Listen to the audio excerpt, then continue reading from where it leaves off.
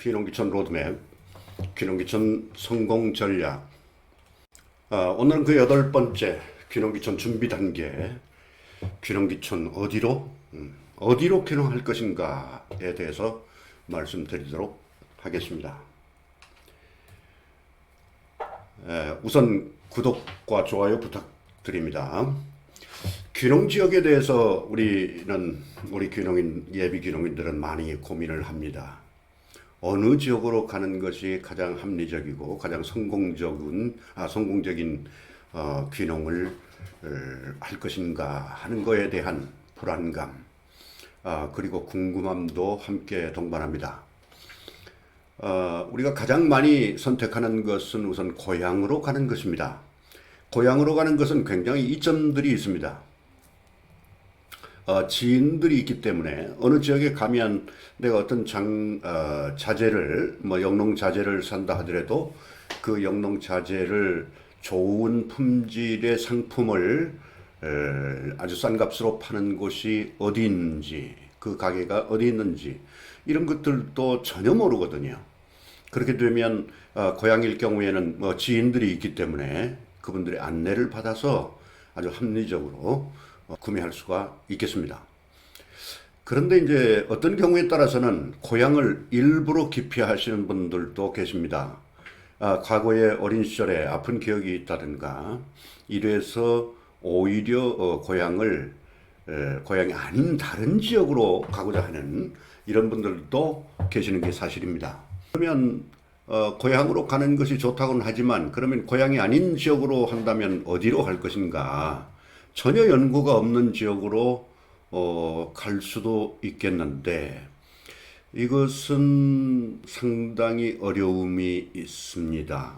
제가 말씀드린 것은 만약에 연고가 없다고 하면 연고를 찾으시라고 말씀드립니다. 처음부터 많은 사람들을 알고 태어난 건 아니고 우리가 삶을 살아가는 동안에 사회생활하는 과정에서 인맥을 쌓고 그러는 거 아니겠습니까?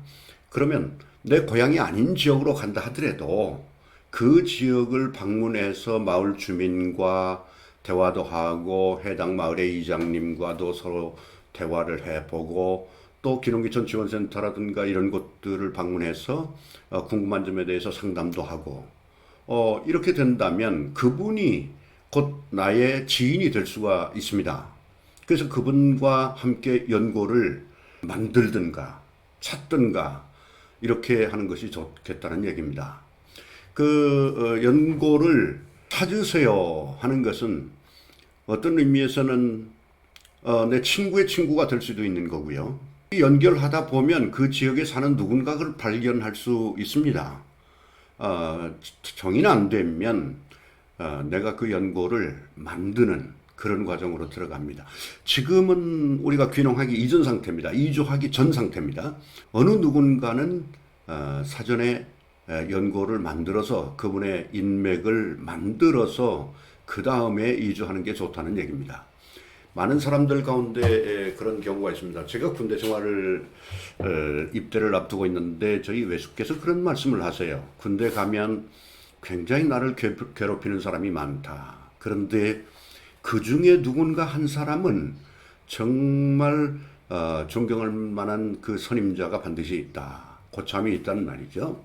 그분을 찾아라. 그래서 그 고참을 찾아서 군 생활하면 그렇게 어렵지 않다. 이런 말씀을 하신 기억이 있습니다.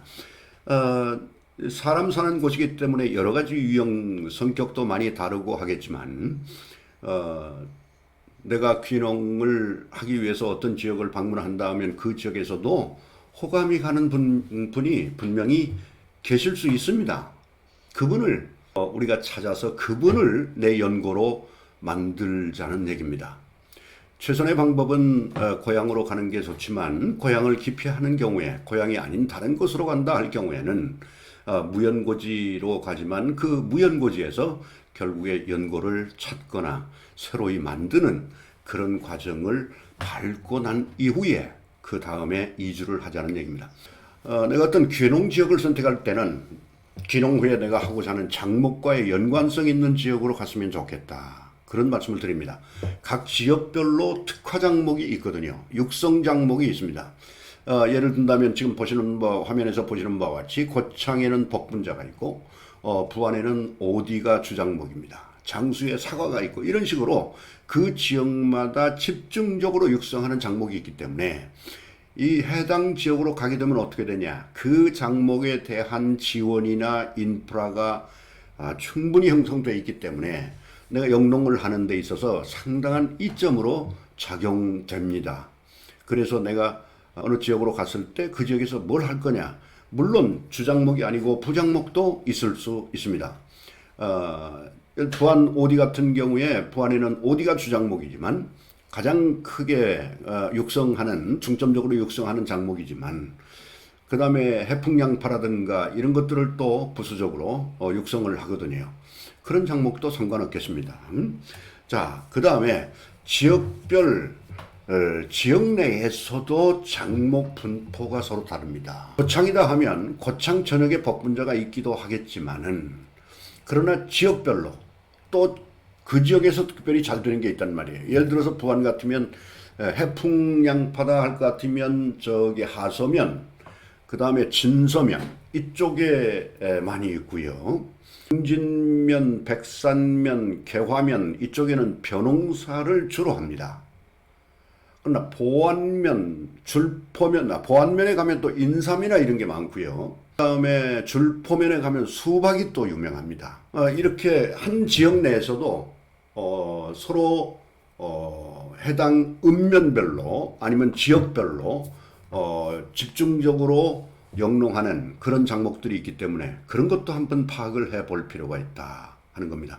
내가 만약에 양파를 하고 싶다 그러면 하서면이나 진서면이나 이런 쪽으로 가는 게 좋지 않겠느냐, 이런 얘기입니다. 다음에 땅의 적합성입니다. 땅의 지질이라고 하는 것은 전부 다르거든요.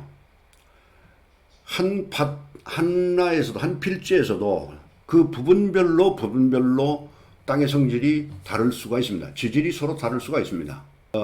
염분이 많은 땅에서 염분이 많은 땅을 좋아하는 장목도 있는가 하면 염분이 있으면 도저히 안 되는 그런 장목들도 있습니다. 그러면 내가 만약에 양파를 하기 위해서 귀농을 한다 그러면 그 양파에 적합한 토양이 어느 지역인지, 우리 부안군 같은 경우에 보면요, 저 줄포면이나 보안면 쪽에 보면 거의 황토 땅입니다. 이런 지역별 특성이 있거든요. 그래서 어느 지역 내에서도 또 어느 지역으로 갈 거냐, 어떤 읍면으로 갈 거냐 하는 것도 중요한데, 이때 토양을 내 눈으로 보고 알 수 없잖아요. 우리는 영농의 어떤 전문 기술이 없기 때문에 눈으로 확인하고 이렇게 그 토양의 성분을 알 수가 없습니다. 이럴 경우에는 해당 지자체 농업기술센터 토양검정실에 가면 거기에다가 흙일게 샘플을 제출해서 토양검정을 받을 수가 있습니다. 그러면 내가 만약에 거기다 뭘 한다, 예를 들어서 무슨 오디를 한다 그러면 오디에 맞게 하기 위해서는 토양에다가 어떤 걸 더 첨부해야 된다, 뭐 질소를 더 첨가해야 된다든가 이런 그 처방전이 나옵니다. 그 처방전을 가지고 해야 된다는 말씀이지요. 그러니까 추가 작업이 필요 없이 그 토양이 오디에 굉장히 적합하다고 하면 더할 나위 없이 좋지 않겠습니까? 자, 그 다음에 주택과 인접성입니다. 농장과 주택은요 정말 단거리여야 됩니다. 영농은 어쩌다 한 번씩 내가 농장에 들려서 일하는 것이 아니고 수시로 지속적으로 관찰하고 관리해야 됩니다. 그러면 주택과 농장이 가까워야 돼요. 최대한 가까워야 됩니다. 여기 동진면이라는 데인데요. 동진면에 이제 흑염소 농장이 있고요. 한겨울을 나기가 지난번에 한번 말씀드린 기억이 있습니다만 한겨울을 나는데 너무너무 추워요.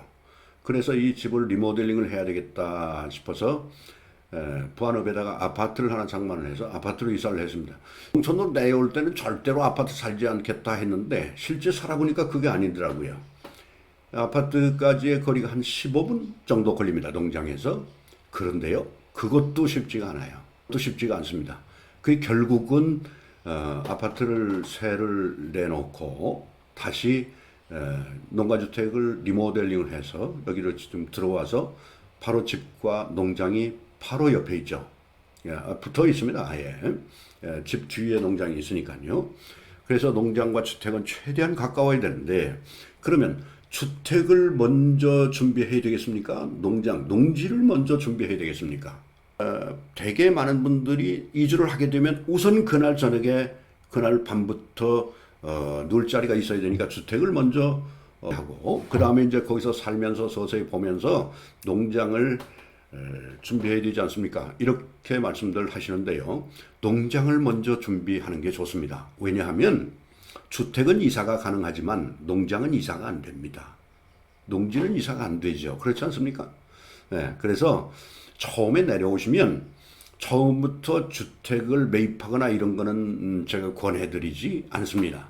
임시 거주시설, 귀농인의 집이라든가 체제형 실습농장이라든가, 그 다음에 이제 그 지역에 있는 빈집 중에서 상태가 좀 괜찮은 집, 이런 집들이 들어있다고 그랬지 않았어요? 그런 걸 봐서 우선 거기서 임시 거주를 하면서, 그 다음에 이제 주택은 서서히 임시 거주시설이라고 하는 게 1년 이내에서 거주하게 되는 거니까, 거기서 서서히 사시면서 농장도 보고, 그래서 농장이 확보되면 그 주변에다가 주택을 짓든가 주택을 매입하든가 해서 그쪽으로 완전하게 이전을 하는 이런 방법을 취하는 게 좋겠습니다.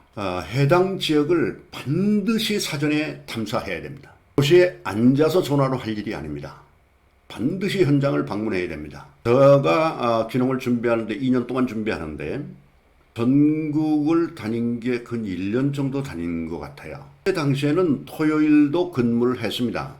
오후 2시까지 대개 근무를 했는데, 근무하고 나면 토요일, 그러니까 주말이죠. 토요일 오후에 차를 몰고 전국을 다녔습니다. 창도 가보고요, 속초도 가보고요, 해남도 가보고요, 사천도 가보고요, 어디입니까? 한평도 가보고요, 충남 지역, 전북 지역 다 돌아다녔습니다. 결국은 이제 한 곳을 딱 찍어서 이제 부안으로 왔습니다만, 반드시 해당 지역을 가셔서 거기서 주민들과 대화를 해봐야 됩니다. 그런데 이런 경우가 있어요. 우리가 어느 지역을 처음에 방문했는데 길 지나가시는 분한테 내가 그쪽 지리를 잘 모르니까 차를 운전하고 가면서 어디 가려면 어떤 쪽으로 가야 됩니까? 그러니까 그분이 좀 굉장히 바쁘셨나 봐요. 그래서 시큰둥하고 대답도 않고 그냥 지나가셨어요. 그분은 그 지역에 처음 가셨기 때문에 그 지역에 대한 그 인상이 별로 안 좋습니다. 그런데 그게 다가 아니에요. 그 지역을 대표하는 분이 아니란 말이죠, 그분이. 그래서 여러분들을 만나보면 거기에서 분명히 호의적인 반응이 나오는 이런 분들이 계십니다. 그분들과 대화를 하고 내가 귀농하려고 하는데 이 지역에 오면 뭐가 좋습니까? 이런 것도 여쭤보고 해당 마을에서 또 괜찮게 이렇게 말씀을 하시면, 요즘에 농촌은 젊은이들이 없기 때문에 50대면 청년이에요. 청년에 가입하라 그래요. 내 청년이냐 그러니까 70 안 되셨잖아요, 그러더라고요. 아직 70은 안 됐거든요. 그래서 이 젊은 분들이 오시면 그게 바로 이제 농촌에서는 노동력이 됩니다. 노동력이 있기 때문에 그걸 굉장히 좋아하십니다, 어른들은. 내가 농사 못 지는데 이제 부안 같으면 아이고 그래요, 어서 오세요, 이사 오면 그래, 우리 어디 좀 따주면 되겠네, 이렇게 말씀하신단 말이에요. 이렇게 해서 주민들과 대화도 해보고, 그리고 나서 또 그 지역 전체를 아우르는, 부안군이면 부안군 전체를 아우르는, 고창군이면 고창군 전체를 아우르는 전치원센터 같은 데를 방문해서 그분들과 상담도 해보고 이렇게 하는 과정이 꼭 필요하다. 그래서 귀농귀촌 할 수 있는 그 지역을 선정하는 게 바람직합니다. 이런 말씀을 드립니다. 자, 오늘은 여기까지 할 텐데요. 다음에는 귀농귀촌 준비 단계 중에서 차례에 걸쳐서 말씀을 드릴 텐데, 귀농에서 뭘 하지? 내가 뭘 하지? 장목 선택입니다. 여러분, 장목 선택을 이주한 후에 해야 되겠습니까? 아니면 이주하기 전에 해야 되겠습니까? 이런 문제들을 포함해서 다음에 9차, 10차, 잘하면 11차까지도 이 문제에 관해서 설명이 되지 않겠나 싶은데요. 오늘은 여기서 마치고요. 구독과 좋아요 부탁드립니다. 수고하셨습니다. 감사합니다.